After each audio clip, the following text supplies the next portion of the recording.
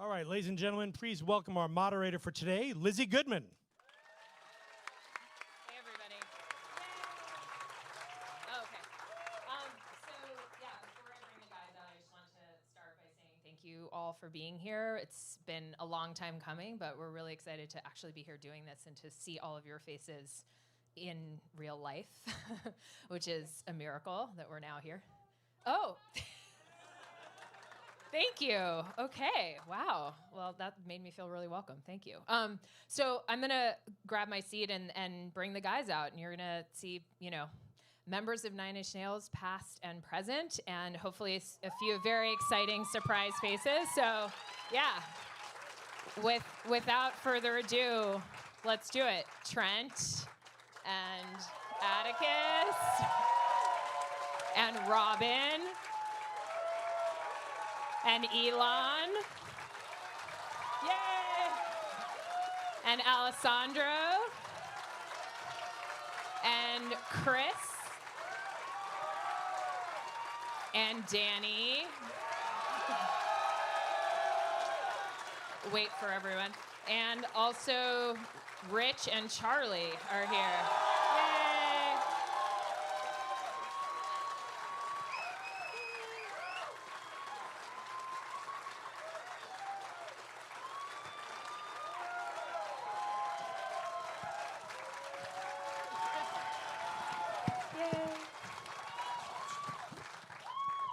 Okay.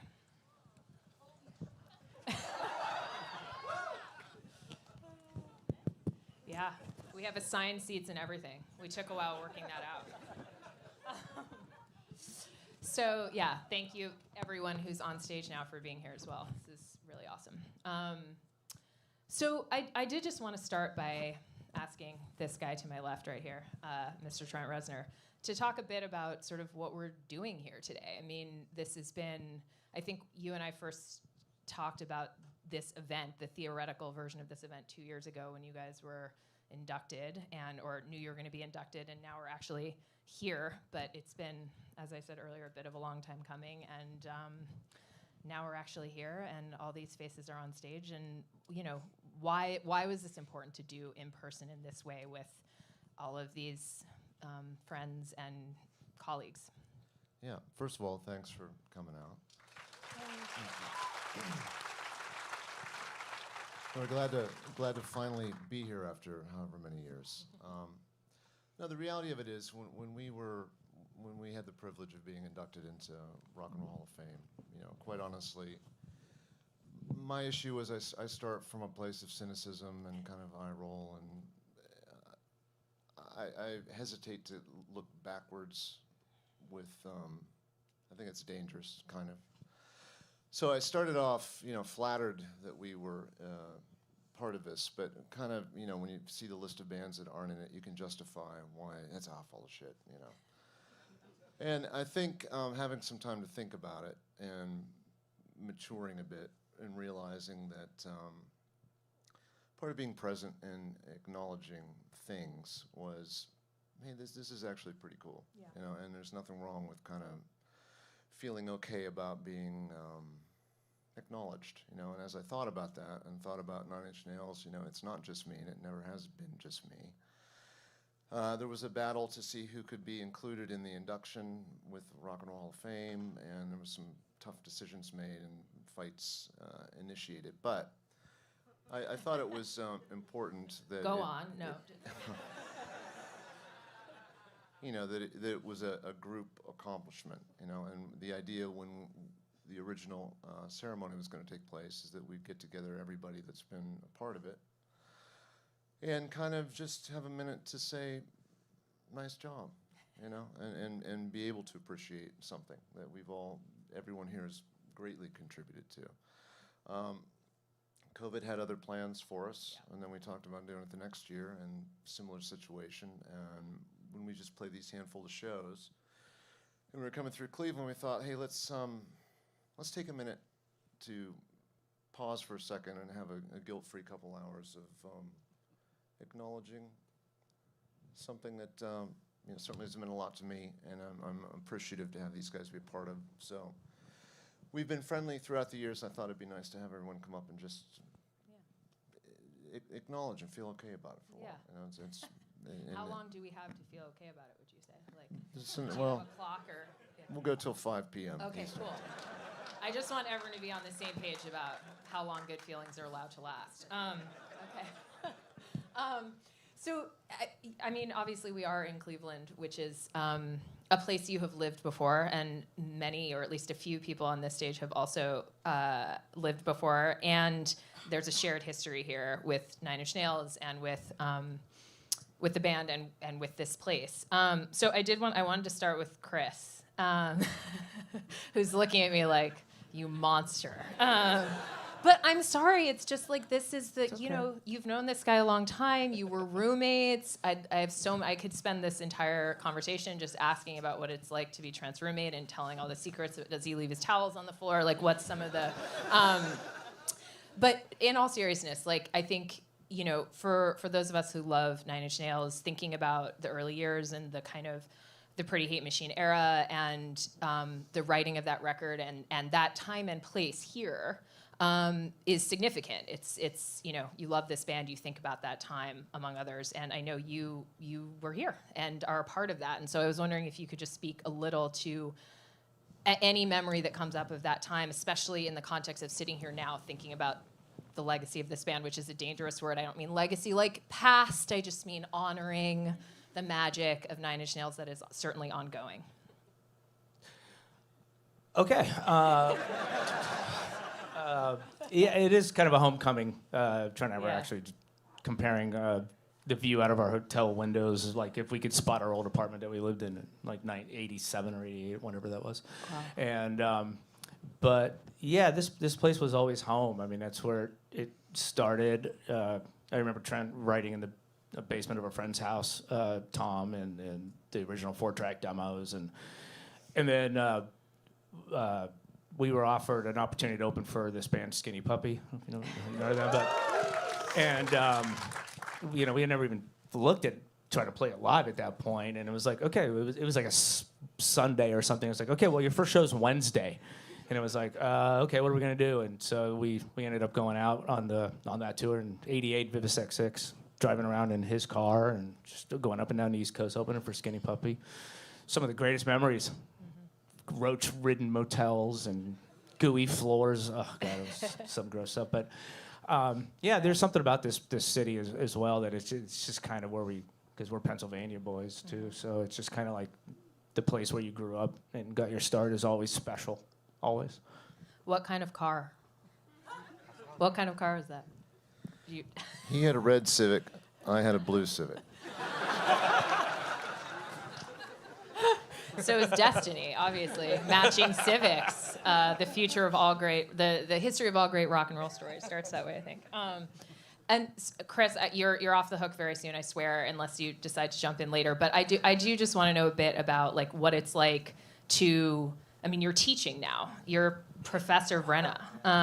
So this is the worst part for you. Yeah, I know, it's almost over. But I do have to know a bit about just, like how do you, from where you sit, given that this is a retrospective moment, like, does that person in the Civic connect to this person who's doing this teaching thing for like young minds and so on? Absolutely. That's actually why I got into teaching several years ago. So I'm a college professor. I teach music technology. But it's because of this that I do that, because when we were really young getting started, some of the people we got to work with throughout our career, people like Flood, and learning from them and watching them work, it's kind of how it's passed down, you know what I'm saying? So I hit a certain dark point in my life, and to get out of it, I was like, you know what? I need to start sharing, like people shared with us. I need to share that with the next group of 20-somethings that want to try to accomplish what we managed to accomplish, and it became really important for me as a thing to do. So that's why I actually do it. Awesome. Everyone should take his class, clearly. Yeah. I want to take his class. So in keeping a bit with the Cleveland theme, which is ongoing, I want to ask Rich a bit. Yeah. Yes. Danny is like, hey, he's next. No, but I mean, again, sort of in a way, some of the same themes come up. Like just thinking about. Well, let's start with how. If I asked you, how does your Nine Inch Nails story begin? What would you say? Like, what's the origin point for you? In my band, the act opened up for the band, the Exotic Birds, Okay. and I needed some equipment at a place called Pi Keyboards and Audio, and that's where I met you. And we officially met. The manager had said that I looked like your little brother or something like that, and I was like, "Yep, I get that a lot, but a lot with Trent."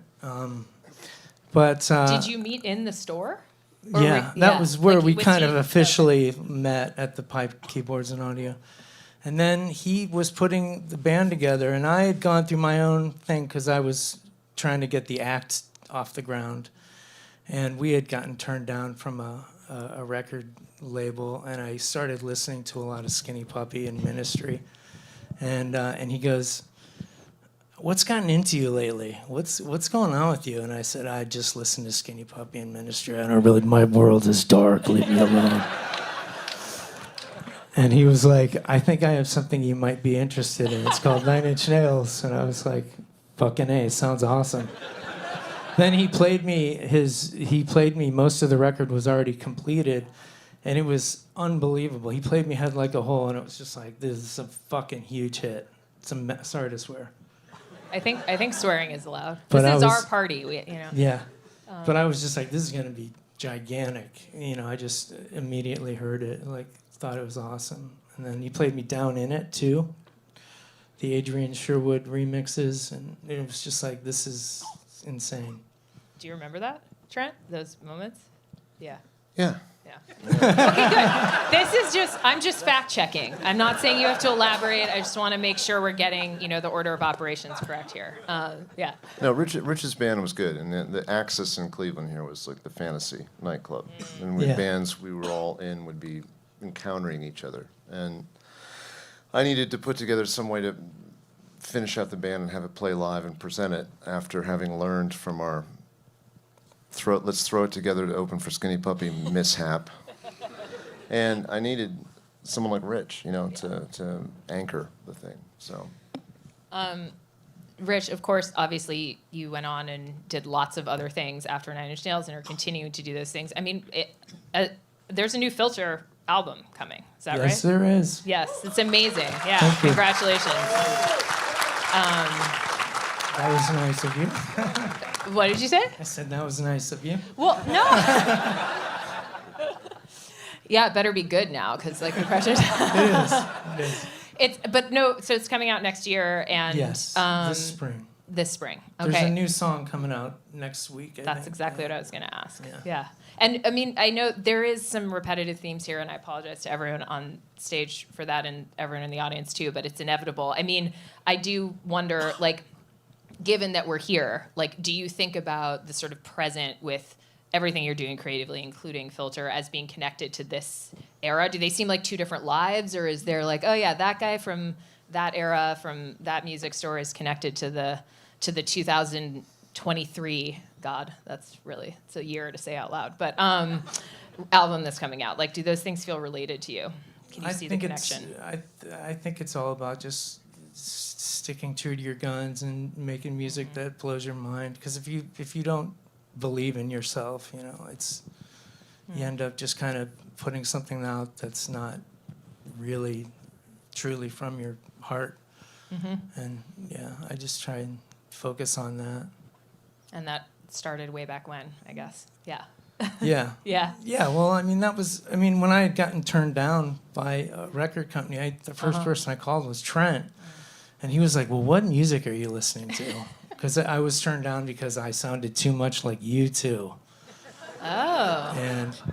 And I was devastated. I was 17 and, emotional and shit. And tore down my Bono poster. And he goes, "You should listen to some new music, man. That's what your problem is." And then my friend Dave Soleil came over with the record Land of Rape and Honey, and it was that was it. Wow. Okay. Yeah. That was So really you had to nice. sacrifice the Bono love in order to move on with your life. Okay, cool. Got it. Okay, Robin.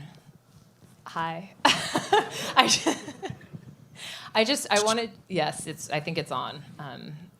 So I just wanted to ask you really, you're the longest touring member of Nine Inch Nails, which is a pretty cool honor. How did your story begin? Like, what is the beginning? And when I say that, I also just sort of mean both creatively on a personal level, but also given that you come into the story at least slightly later, what the band has meant to you as a musician back then, and certainly in your personal life too, like when it started for you. Well, for context, I was 3 years out of high school, and playing in a bunch of bands around Atlanta, up and down south to Texas, maybe as far north as Baltimore. Right. And I was getting concerned that I was going to do another, year 4 after high school, and I was starting to feel I needed to find a new setting and a new trajectory, and I was living at the Masquerade, the big Gothic music club that had local bands all week long, and then maybe on the weekend a national act would come through and pulling a trailer or maybe on a tour bus, and they'd be pushing the rack gear in with the the dream. yeah. Yeah. And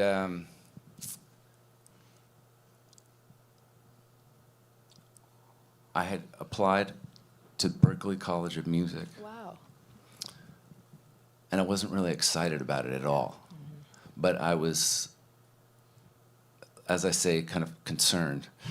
And with the people I was surrounded by and where I was kind of, what I was not doing, really. And I thought, well, maybe I'll just go somewhere and finally figure out how to really play this thing, Well, we And, know that part worked out. So. And the owner of the club called me up to his office and told me he got a call from Jerry Gerard, an agent from the, rep from the group, saying that he was one of 3 calls that was received, phone calls, that Nine Inch Nails was looking for a guitar player. And wasn't a casting call, wasn't a wide net. They wanted to know, is there someone? Kind of on the down low, on the inside. Yeah, people. that really we should meet. He said, you should go. I said, I don't know, man. I think that's, isn't that a lot of black hair and synthesizers? And, Correct. Yeah. You were against that at this time in your no, life? I wasn't. I was, sure I wouldn't fit in. It was in. What were you wearing in I that needed to era? go I to mean, California to meet them. I'd never been to California. So Oh, I see. Yeah. Come on. I'm sorry, but you brought this up. actually, a pair of red patent leather Doc Martens. They're half size too small for my feet, Okay. but Yeah. they did the trick. So you flew to I borrowed $50 and $60 from everybody I knew to. Wow. After going to the library to sit with the Betamax, video console and the jog wheel to put Whoa. a tape together and put it in the manila envelope and Send it off. And then what happened? and so. So Because then, you are in Nine Inch Nails Yeah. now, and I'll have get been there. for quite I'll some get time. there. So something worked out. So I made the trip. It was a great adventure to get to Yeah. California, to meet these guys. I walked into the room at SIR and plugged into an amp as tall as I was for the first time in my life. and they were. There was a couch pit behind, some like kind of like this, where park hands in my eyes. I couldn't see the shadowy figures. They'd been seeing people, every 15 minutes or something. And there was a small PA. I played alone through several of the songs, and 9 Inch Nails songs, like you played. oh Yeah. yeah. Some of the songs I was asked to drum up, and then we moved to maybe you could play some of the songs that we didn't ask you to drum up, and we kind of worked through those. Wow. I don't know how to speed this up here. We eventually. This was in San Francisco, and the flight was my flight return home to Atlanta was rerouted to Hollywood, where we all kind of. Did you ever go back together. to Atlanta? Yeah. Did you? Okay. I'm just in the movie version of this, with the bright. I mean, you're really painting a picture, Yeah. And there's like you can't see anyone, and you've got it's like a Dorothy situation with your shoes, and then the next thing you know, you just never go home again, and here you are. It's a That's couple what it decades feels like to me later. right now. Yeah. Yeah. That's awesome. I mean, the only other thing I would just ask to you is that, I mean, there's a million things I could ask you, but one that keeps popping up is, and we talked a bit earlier today about the work you're doing with your video game company and the developing of alternate reality, and as something you're obviously interested in and in that space, but you're incredible on stage, right? Like you're incredible on stage, and there's such a obvious, from the outside at least, kind of transcendence and performance aspect to what you do. And I guess my question, you don't have to, take this wherever you want, but are those things connected? Like, do you feel a sense of, do you feel altered on stage? Do you feel like you're somewhere else? Yeah. Yeah. Cool. Okay. Great. That's all. Yeah. And I'm forever grateful and to be able to inhabit that space, to go to that other place, and to look to my right and to see these guys and to see the songs take form, especially in the front row of the audience that I can see. And, Yeah. yeah, it's a. Thank you. Okay. Danny, you're next. Danny is disrupting the class from the other side of the room. So,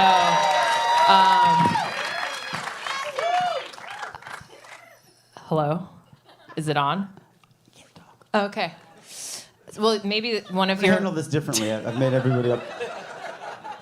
Here's my... Rob, I can tell that story better, by the way. But, Really? Yeah. Do you have some edits? Huh? We'll get, if you have edits, What's we can the get to those at the end of Robin, our did you session. send a picture when you sent your package to audition? I heard about the Betamax in the library, but can you talk about the picture? I maybe might have.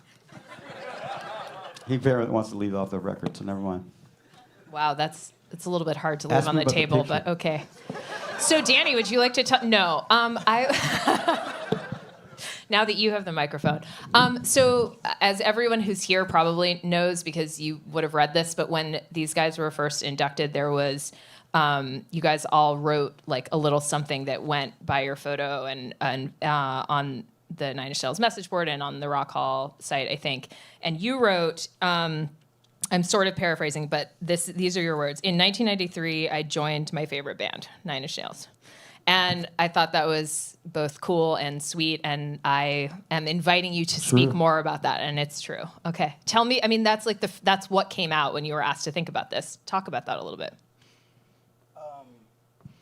Well, I was into all the same stuff that the dark stuff or whatever. But and Al Jorgensen Ministry, all the wax tracks, Chicago, and but like aesthetically got into like in Neubot and all the cool sounds, and I didn't understand how they made that kind of music. Like synthesizers are expensive and shit. And I'm Corpus Christi, Texas, you know, not wealthy enough to pay for, you know, and I couldn't understand how they made that kind of music.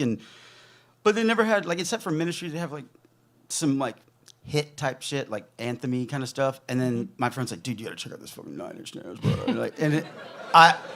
He's like, they worked with a guy from the Cocteau Twins and Flood, and you know, all the producers who were like tripped me out. Go Keith LeBlanc and Adrian Sherwood, people who had worked like on Ministry and things like that. And This was in Texas? it was in Texas. And long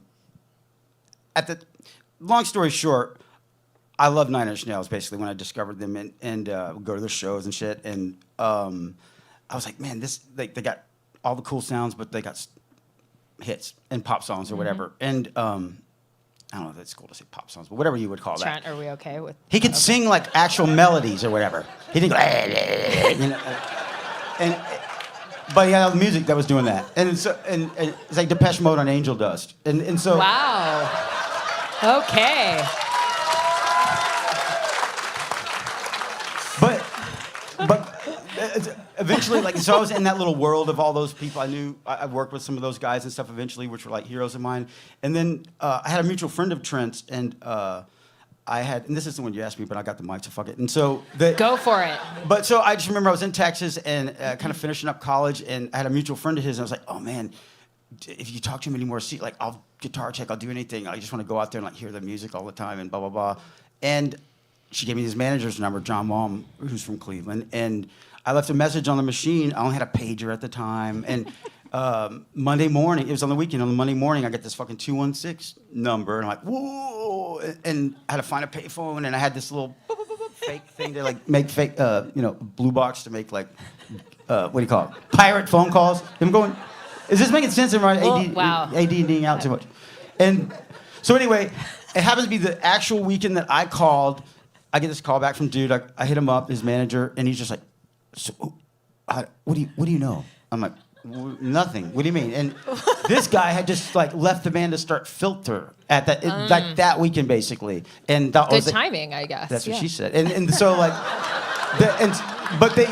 Basically, I fucking got lucky as fuck, and it's been getting lucky all the time, and I've been clutching to his coattails ever since the end.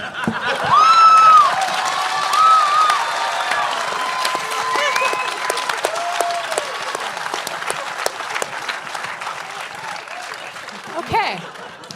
So many potential follow-ups to that, including why you're carrying like some sort of pirating device around in your pocket to disguise phone calls. But I mean, you don't have to. Yes. Anyway. I was living in my car, and I was like set up to sell a toe to science. Like I was doing these guinea pig experiments. Got it. Where okay. you go in there and pay $100 a day. You get all, you have to, I was gonna say all you can eat, but you can't. You got to eat like a specific thing. There's a control in a study group. It's science, guys. And okay. So, but you live for free. He's not making that up either. No. Yeah. He was going to sell his toe. That was his next plan. Is that the 13 grand, number bitch. one organ? Yeah. Free trip to England.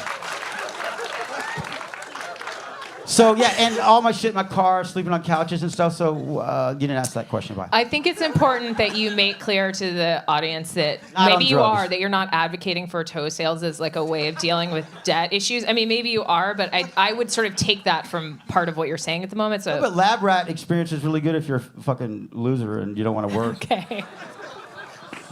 Okay. You can play guitar the whole time too. Oh, right. It's efficient. You can bring what you Yes. want. They got video We used games. to live together. You two live together? Robin almost lit a house on fire during the earthquake in L.A. Go on. Because he's like, he acts all quiet. How weird is it too that he's all like shy, but you see him on stage and you're afraid of him, or we're like, but when that earthquake happened in '94 in L.A., we got back to this part we were all living in, and I'm tired. I go back straight to sleep, and this guy's like, light some incense and has some candles going, and blah blah blah, and satanic experience. The whole fucking building starts to fall down. We're outside, and this fucking asshole just lets candles fall up against the wall. Doesn't do anything about it. And So yeah, we So- were roommates. He tried to kill me. Did you continue to live together after this? I bet the answer is yes. He's for not quite talked to some- me since, actually. And yeah. Robin, would you like to He's an aloof. respond to these comments? We would get up in the morning and get in the van that would take us to the rehearsals. There was 2 seats in the van. Sean Bevan would drive the van. I was in the passenger seat with my brand new boom box with the 2 cassettes, listening Sweet. to rehearsals from the night before. And he was rolling around in the back with the shag carpet. Like a kidnapped victim or something. Okay.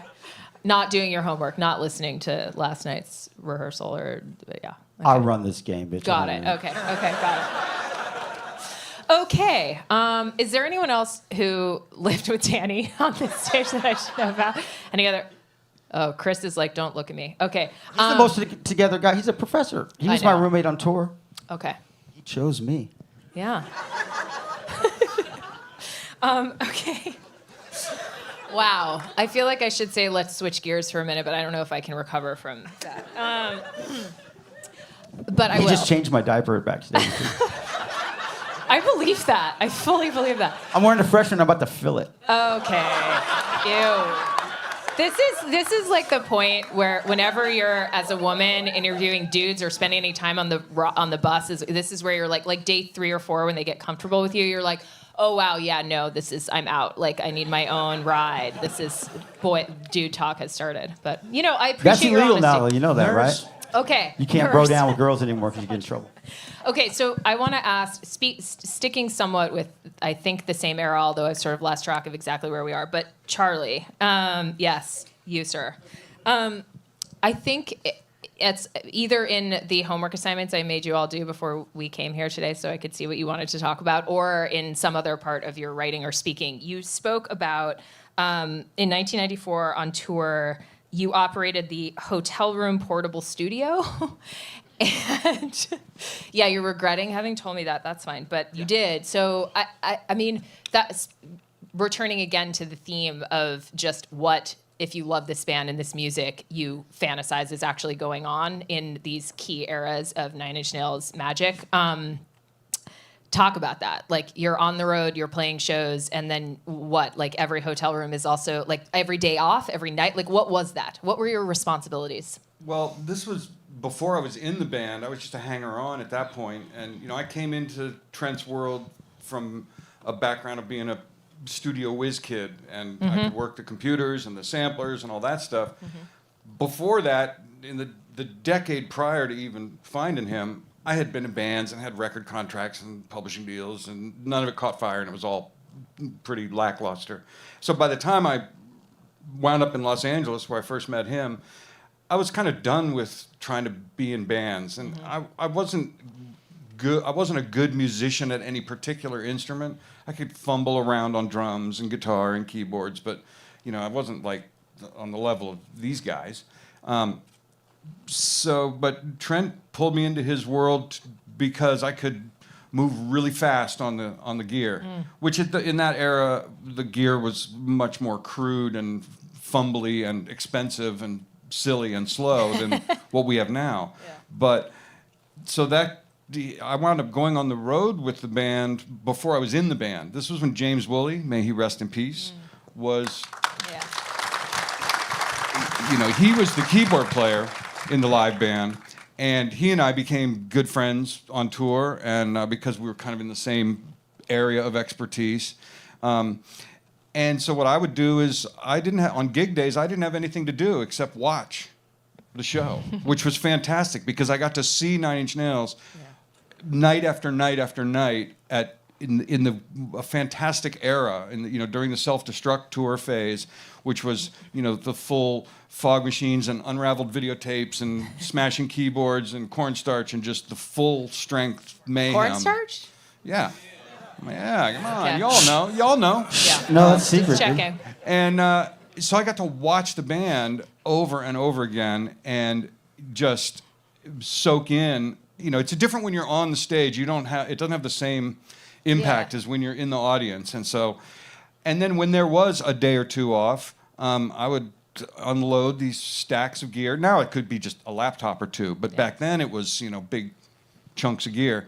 And I'd load them into some extra hotel room that Trent had set up, and that's in that phase we did the compiling of the soundtrack album for Natural Born Killers. Yeah, amazing. For which also Trent did an original song and also an adaptation of a couple classics.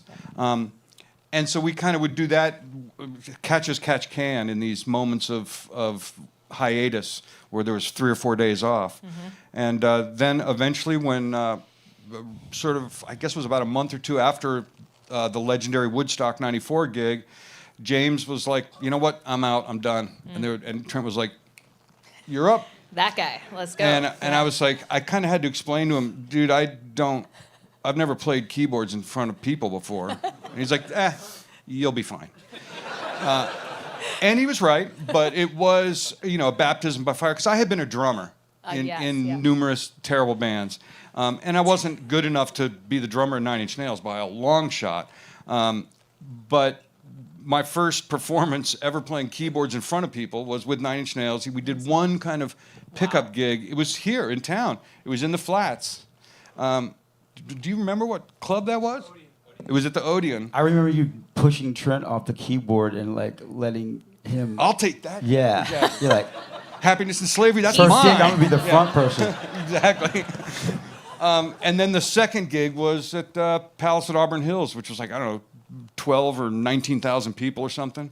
And so it was a baptism by fire. No kidding, but, yeah. It was, what a way to jump into it, I like the idea of private keyboard playing too. Just this is not something we do in front of other people. Yeah. This is No. something we do. Oh, yes, absolutely not. There are certain things. Yeah. But I did have good training after watching the bands on all these shows across Europe and then through the fall. And so, I didn't think that, okay, that's my spot. I'm up next. But that's how it transpired. And, all credit to Trent for having for being daring enough to say, yeah, go ahead, step in. What's the worst that could happen, right? This. One more thing for you really is just maybe there's nothing here and I'm trying to draw too many connections, but I have obviously been thinking a lot about both all of your relationship with the phenomenon of Nine Inch Nails and also everything that you're doing outside of this band and your other creative outputs. And so do you think, when you work in the film world or the TV world or on any other sort of, like your work, a lot of your work has a lot of sort of taking somebody else's, something they're trying to conjure and then giving voice to that in a certain sense. Is that or is there a connection there? Because you had this experience of, as you're saying, uniquely, I think, observing Nine Inch Nails for a long time and then being a part of it in a different way. And I'm wondering if there's any sort of relationship between that practice at all. Probably not so much in terms of the process or the influence, but the one thing that Nine Inch Nails was the only band I ever wanted to join. It wasn't like I was going to go searching for bands that needed a keyboard player or whatever. And what attracted me to it was just Trent's sense of the otherworldly or cinematic or a whole soundscape and way of approaching music that is outside of the boundaries of making records. Totally. And that there's a common thread there perhaps between the way he approaches writing songs and making records and working in the studio and the way you can approach a similar situation when scoring for film where the boundaries are off in the distance somewhere and you're not constrained by verse and chorus and how long will the guitar solo be and that sort of thing.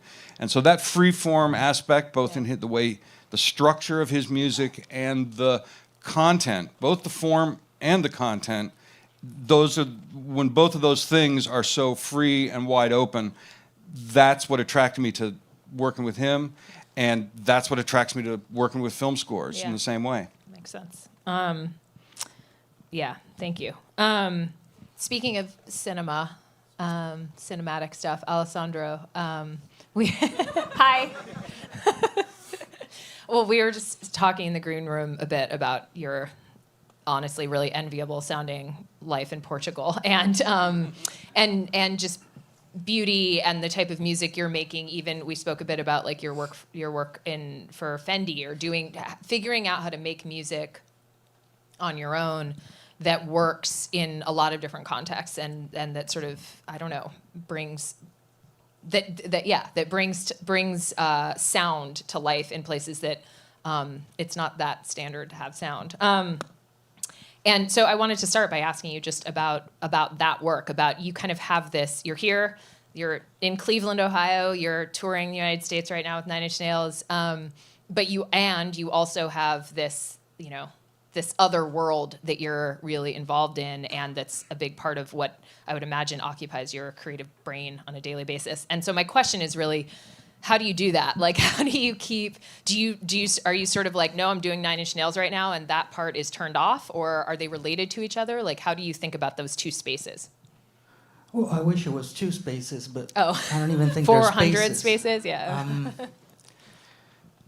I really kind of stopped thinking about what's going to be next, or how can I rationally put what I do to service to make, I don't want to say money, but like, monetize what I'm good at. And the moment that I stopped thinking about what if or what's going to happen, and I started doing it for myself, without getting too new agey about it, but what started happening is that whatever made me happy sonically and emotionally somehow filled up a space that I didn't know existed in me, and by consequence it found spaces and roads that I didn't know existed. Like the Fendi thing wasn't necessarily a conscious decision to get into fashion. Right. I had some friends that ended up in that world. They introduced me to that family, and it was an extremely positive, series of collaborations, and always new as well. It wasn't the same thing over Right, and over. not repeating yourself. Just the last one, I had the pleasure to do it along with Mary Queen. So it's always Cool. a new thing, and it's exciting. But it seems silly, but I always say I never had to sit down and think about what's going to be next. Not because it showed up, but as long as I take a breather, something comes up. Something is It's more next. about not doing stuff and coming up with the next move. But Yeah, that's, as you're saying that, I'm like, I really should get better about doing that. That sounds really like a pretty ideal way to create. well, there's always an emphasis in trying to think about what I'm going to do next. Yeah. Or how can I use this to be this? Always. Or I see them doing this, and we all do it. What can I make out of this? How Yeah. can I turn this into I think something? it's a yeah. normal process, Yeah. but I think you reach a point where you go, you know what? What do I want? Yeah. Okay. Well, I'm taking that one home as advice, essentially. But I do want to ask you about your audition for Nine Inch Nails. Yeah. Well, very simple. I saw a flyer for a Yeah. guitar player and Where? keyboard Where player did you see the flyer? in a cafeteria at a music school. Oh my God, that's really Yeah. just. I was crazy. teaching. I went Do down. you think Trent was there earlier, like posting them off himself with thumbtacks? No, I think it was a service. Like there was an individual who took care of auditions and was hired by management. And I saw a flyer and it said for keyboard player and guitar player. And I tried to audition for both. And just like Robin said, it was just him, just me on the stage with playing over the recorded version. And I think I did Wish both on guitar, and I brought my little Nord modular keyboard where I created the sounds myself. Super stoked about it. And then the other one was Closer, so I had all my different patches on the keyboard. So that was the first one, and Trent wasn't there. It was the first, like the semifinals, I guess, Right. or quarterfinals. And there were, plenty of people that were much more capable than I was on the instrument, as keyboards or guitars, or both. Did you audition for both, or did you Well, you play the songs that were asked Yeah. for me to play had both Okay, parts. So okay. for the ones that I felt confident enough to cover both, I did. And there were more songs the second audition. The second audition was, I remember it being like this. Like I remember Trent and everyone walking in and sitting down in the dark. And then there's me. And not a keyboard player, as a background. That wasn't really my background. I remember one of the songs was The Frail, the Wretched, and so the live version, and I had to play on top of Trent playing The Frail. I remember clearly having to ask, like, could we just skip this? You did? I did, because, I mean, one thing is you practice it at home, and it's a, a combination of blacks and whites, and you sort of memorize, because I'm not even thinking about the notes that I'm going to play. I'm just saying, all right, this first, and then the other one. But then you have to do it in front of, the guy who wrote it and everybody else with him. So I'm like, it's probably safer to say I'm going to skip it. How did that go over, Trent? Do you remember this? Do you remember him asking to skip? Here he is. Yeah. Some went well.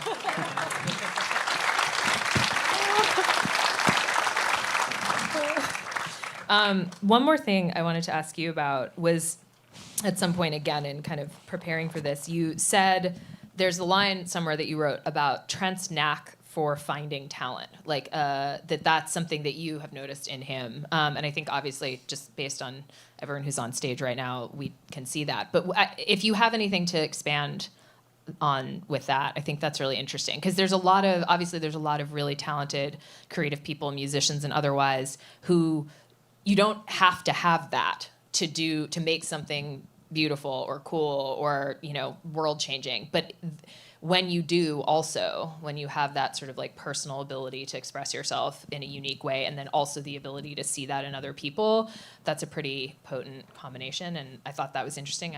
Hadn't heard that before. So if you have anything to add to that, I would love to hear it.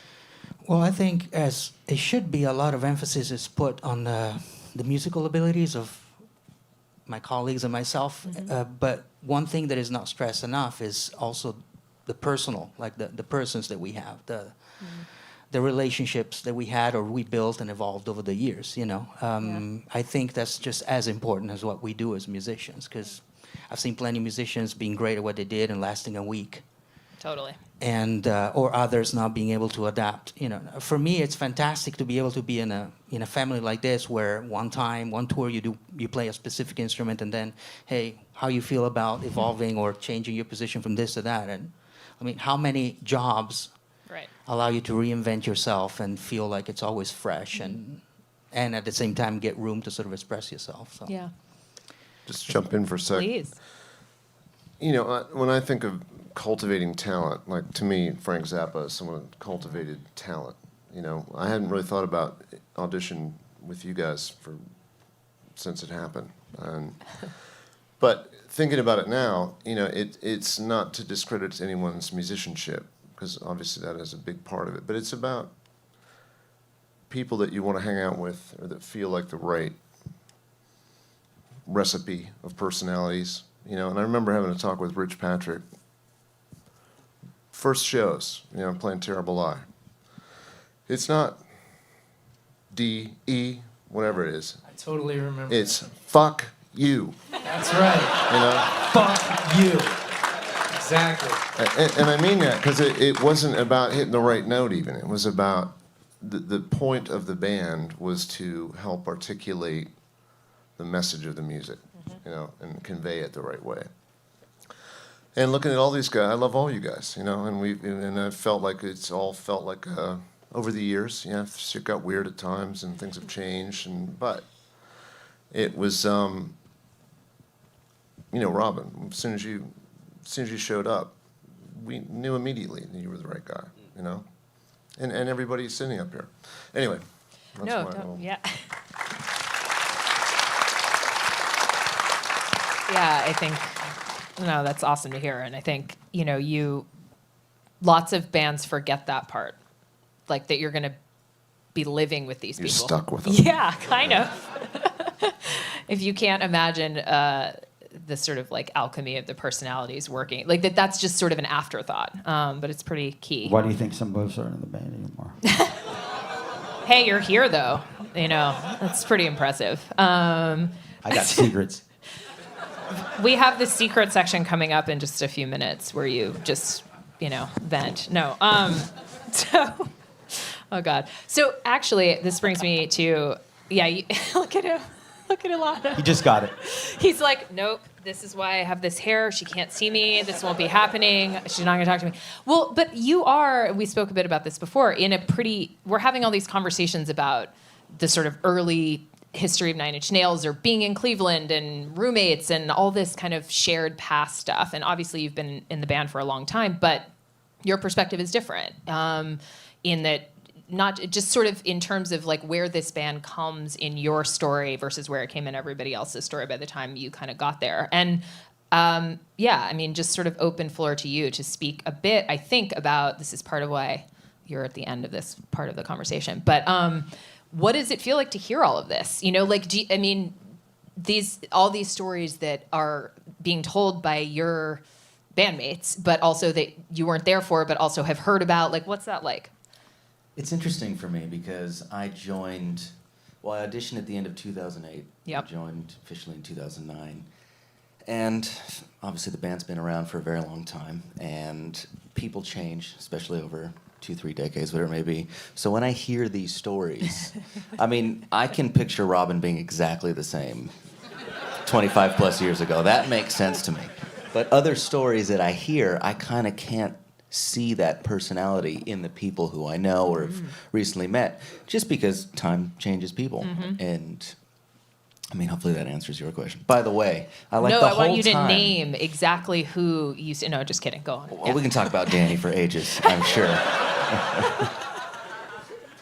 Yeah, I think we can. Yeah. By the way, I like how 2 hours ago, when I was telling you to kind of gloss over me or keep my section short, you tortured me for 51 minutes. I did. Just letting me You know, stew in and anxiety initially, over until here. you started messing with me earlier, I was like gonna get your part done quick. I was gonna be like, ask you total softball and just be like, isn't it great? 9 Inch Nails, Dream, right? You know, and you were gonna talk a little bit, and that was gonna be the end of it. But then we had some time in the green room, and you were messing with me and Figured it'd be making me fun, nervous, and there you go. He's the youngest member to be inducted into the Hall of Fame. Yeah.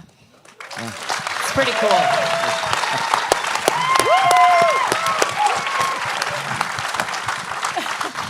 It's cool. Yeah. It is cool. Yeah. I'm not going to argue with you. Yeah. But there were other parts of your question that I didn't get to, so Nope. if you could rephrase them, I'll tackle them I can. bit by bit. I can rephrase all day. Go for it. Okay. Well, actually, I'm not going to, though, because I have something else I want to ask you. Was there any hazing? Like I mean, come on. Like, when you got into your, like, kid brother, I don't know. Like, it just, from the outside, again, maybe that you guys are like, that's a stupid question. She doesn't understand the culture of this band at all. And maybe that's true, but I have to ask that. Honestly, zero. Because by the Guys, Trent, what? by the time I joined the band, Wrong I think era. Everybody, Wrong era. everybody were just beautifully matured gentlemen by the time dear. I joined. See, I was believing your answer until that. I swear to God. And you know what's funny is that I know this sounds ridiculous, but I joined the band when I was 20. Yeah. And I was fortunate to get a very early start in music. So although 20 is young, by that time I had been in my fair share of bad bands, one more unprofessional than the next. And by the time I made it past the audition stage and showed up for the first rehearsal, and I just saw the pristine professionalism in the way everything operated, I was like, finally, I'm around people who know what they're doing, and they're doing it great. And I just felt like I was finally at home with like-minded people. So that's the way I felt. Wow. Yeah. Okay. I'm a little disappointed, I gotta say. Maybe it's not too late. Have you had what anniversary is coming up for you in the band? And maybe we can, anyway. Oh, I have no idea, but everything has been good. You know, Okay, good.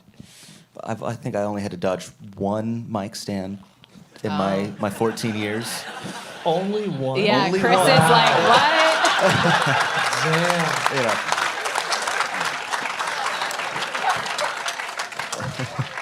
Were you ever tackled? Never tackled. Actually, Never All tackled. right, moving Trent may on. have- Moving on. Statute of limitations. Well, there is a show tomorrow, so just putting it out there. So, Atticus, yeah, hi. Best for last. Yeah, well, yeah, he's pretty great. I wanted to ask you, you said something similar to some of the other, like just in your writing about your post about what it means to be inducted into the Rock and Roll Hall of Fame is so beautiful and so well written, and it honestly kind of annoyed me. I was like, what, he's like a great writer? Like, when's your memoir coming out? Like, it's really, honestly, like really, I wanted to hear more, and it was also very kind of inspiring and thoughtful. You can keep going. Yes, and you're a genius in a number of other ways that I haven't even brought up yet. But you talked about 2001 Space Odyssey. You talked about the idea of discovery. And you talked about, and I wrote it down so I'd get it close to right.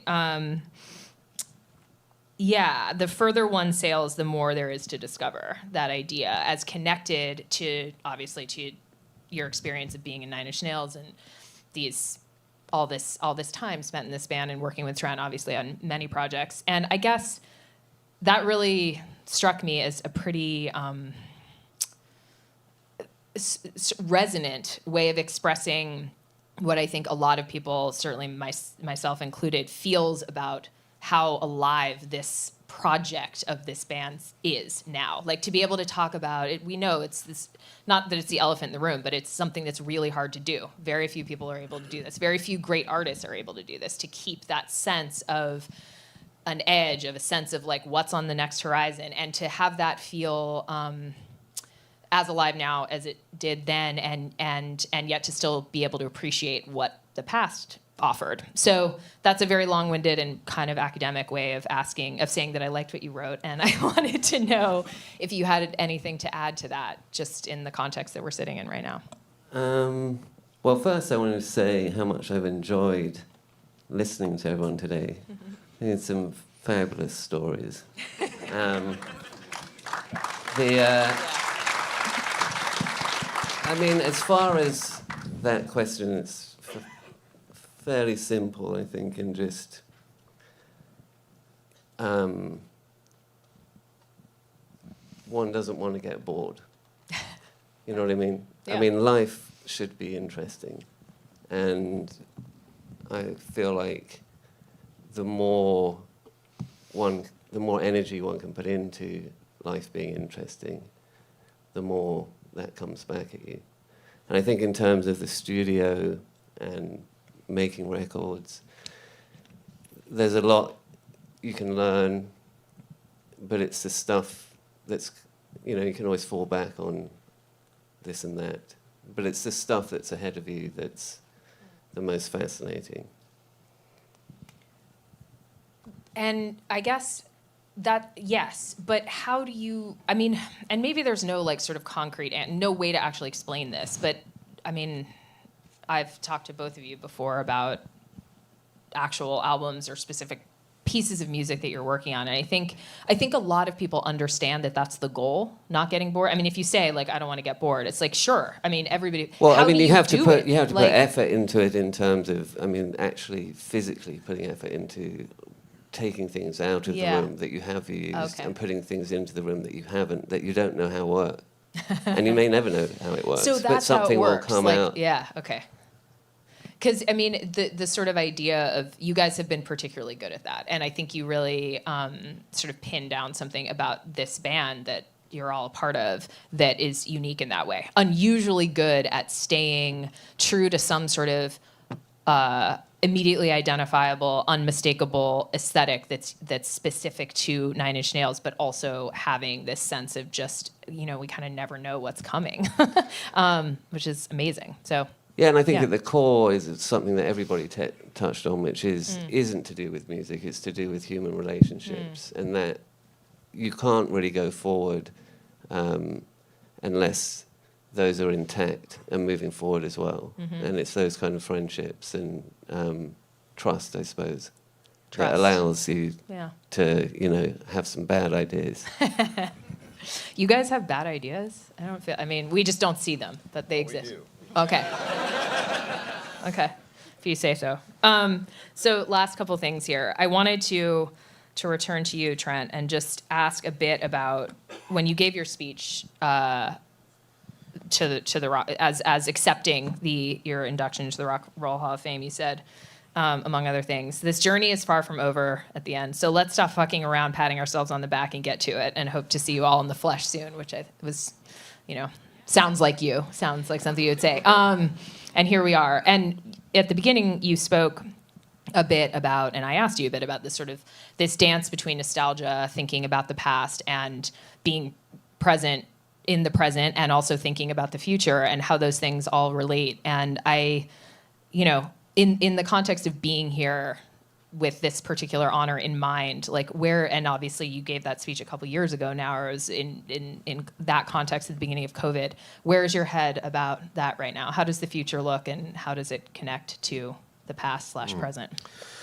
No, I feel pretty optimistic. You know, I feel, I want to acknowledge that I feel very lucky and blessed and grateful that people care about what I do, Nine Inch Nails, etc. I feel that with getting into scoring and doing some of the things, it's kept things interesting. I always think about relevance of Nine Inch Nails and if it should be continued, and if so, how to do that. And to treat it with respect, you know, it as a project. If I'm going to ask for your attention, I want to guarantee you I'm going to put everything into it to make it worthwhile and have integrity, you know. And I'm not a constant. I'm getting older. I'm changing. My perspective changes. And I think trying to keep some perspective as to objectivity as to who you are, who your audience is, what this means to them, what it means to you. Does it still matter? If it ever starts to feel like it's going through the motions, then it's time to not do it, out of respect for everyone involved. And try to keep that as a kind of philosophy for the whole thing. As Atticus was saying, you know, the more we do things, the more creatively, the more we kind of feel like, well, there's a lot we don't know, you know. And I'm not saying that out of humility. It's out of, wow, it's exciting to stumble into this thing where there's a lot to learn, and that feels exciting and it feels childlike in some ways. And I think that's important, where it never kind of pivots into feeling, you know, ho-hum. So. Or well-worn or somehow. Yeah. Okay. Optimism. It's a new thing. Okay, so we're basically out of time, but I did bring in a couple of questions that were submitted by fans online before this session. So I'm going to read them off my phone, which is, and there will be applause from the audience as I do this. Okay. And this is just kind of, I think these are just sort of general. So if for anyone who has something to say, Danny, that will if this, for anyone, these are What for was it anyone. like to live with Danny Lohner? Okay. That's good. So, yeah, this is cool. Everyone takes their own meaning from your songs, and those meanings change. Oh, and I should just say before I finish reading this, that these are questions that were written and then got a lot of response from other sort of people in this conversation. So these are sort of written by one person, but then part of the collective. Everyone takes their own meaning from your songs, and those meanings change over our lifetimes. Is there one song that has come to mean something very different to you now than when you first wrote it, and can you share that story? And of course, that obviously could be for you, Trent, but I think the reason I found this question interesting is also just thinking about that everyone on this stage has a relationship with this band and with the idea of this band, both as a member of it and as a kind of either an earlier fan or a follower of, or has some relationship with the songs that are part of this story. So anyone have anything they would like to say in response to that?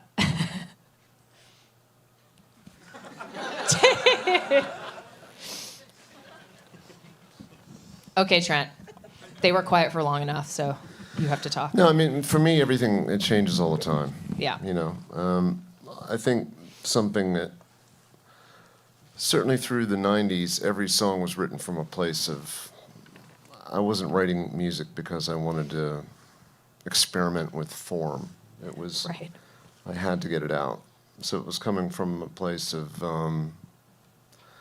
desperation in a way, you know, and some of those when I revisit now, or we think about what we're going to play in sets or what we feel like playing, sometimes a relationship, it changes from something that might have been felt scary or confessional and intimate to becoming something that's more, it just changes, you know. Like I was thinking, say a track like La Mer was written in a pretty bad place in my life where it was meant to feel like just walking into the ocean and extinguishing yourself fearlessly. Now it feels different. It feels like the opposite of that. It feels redemptive in a way. The end. It's awesome.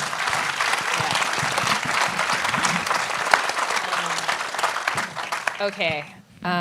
So this really is the last thing, and this is to be answered by anyone, but also to be answered on the behalf of anyone else. So if you want to talk about your bandmates, here's your chance. For the band, do you have any pre-show rituals? And bonus is if you can say how long you've been doing that ritual. So, anybody? Robin? Sorry, I didn't know. Oh, he's got some. What? The doctor pants. We Did you guys hear that too? He said, okay. we read and reread the set list so many times to where I start to forget what the titles of the songs represent. Sure. Visualizing transitions, and to the extent to where like I start to psych myself out Okay. about songs that have been playing for 60 years. Give or take. Okay. Y'all don't listen to the Carpenters anymore before you go on stage? No. Wow. We haven't done that for a while. But That was like what I remember. It's like Carpenter's greatest hits and tequila. Oh. Tequila, Cornstarch, like they said. cornstarch. Okay. Tin Dog.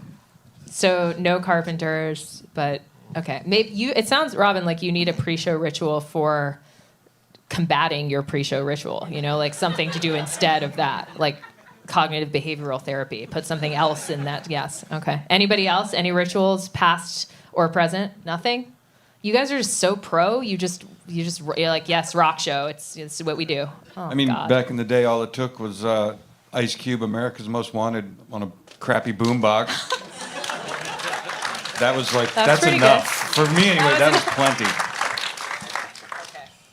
Well, I think that's it. That's all she wrote. You guys, thank you everyone so much for being here today, and thank you to everyone on stage. Yeah.